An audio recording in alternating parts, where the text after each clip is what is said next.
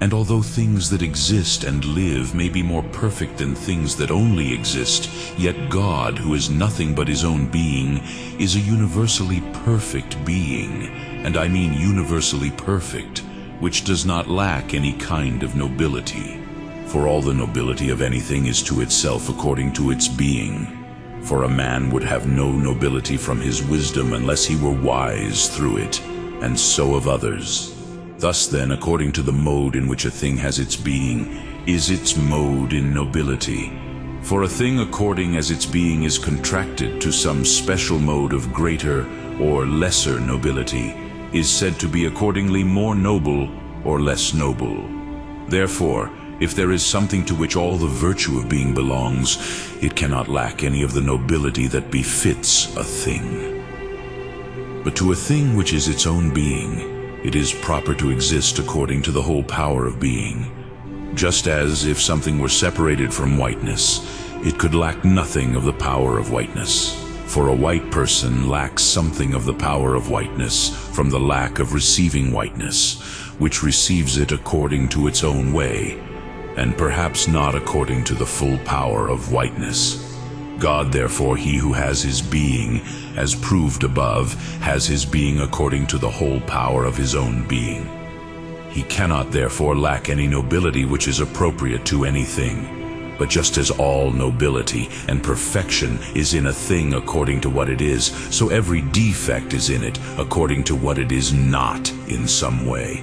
But God, as he has total being, so he is totally absent from him not being, because by the way in which he has something to be, he falls short of not being. From God, therefore, every defect is absent. He is therefore universally perfect. But those things which only exist are not imperfect because of the imperfection of the absolute being. For they do not themselves have being according to their entire power, but partake of being in a certain particular and most imperfect way. Again, every imperfect thing must be preceded by something perfect, for the seed is from an animal or a plant. Therefore the first being must be the most perfect. Now it was shown that God was the first being. He is therefore most perfect. Further, each is perfect insofar as it actually is, but it is imperfect according to the fact that it is a power with a privation of the act. Therefore, that which is by no means a power but is a pure act must be most perfect. But such is God, he is therefore most perfect. Further, he does nothing but according to what he actually is. Action, therefore, follows the mode of action in the agent. It is impossible, therefore, that the effect produced by an action be in a nobler act than the act of the agent. It is possible, however, that the act of the effect be more imperfect than the act of the cause of the agent, inasmuch as the action may be weakened on the part of that in which it ends. But in the genus of the efficient cause there is a reduction to one first thing, which is called God, as is clear from what has been said, from whom all things are, as will be shown in what follows. It is therefore necessary that whatever is actually in any other thing must be found in God much more prominently than it is in that thing, but not the other way around. Therefore God is most perfect.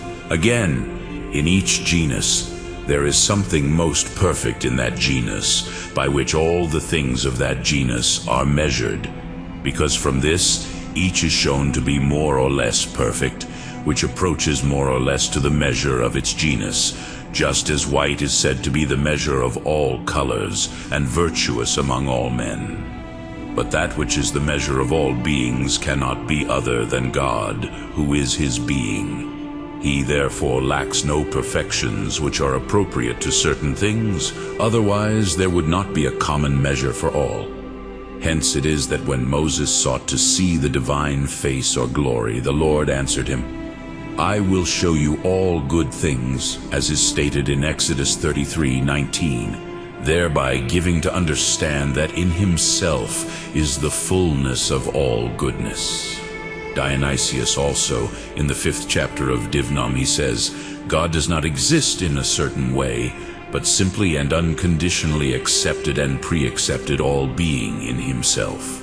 It must be known, however, that perfection cannot properly be attributed to God if the meaning of the name is attended to as far as its origin is concerned, for it is not done, nor does it seem that it can be said to be perfect.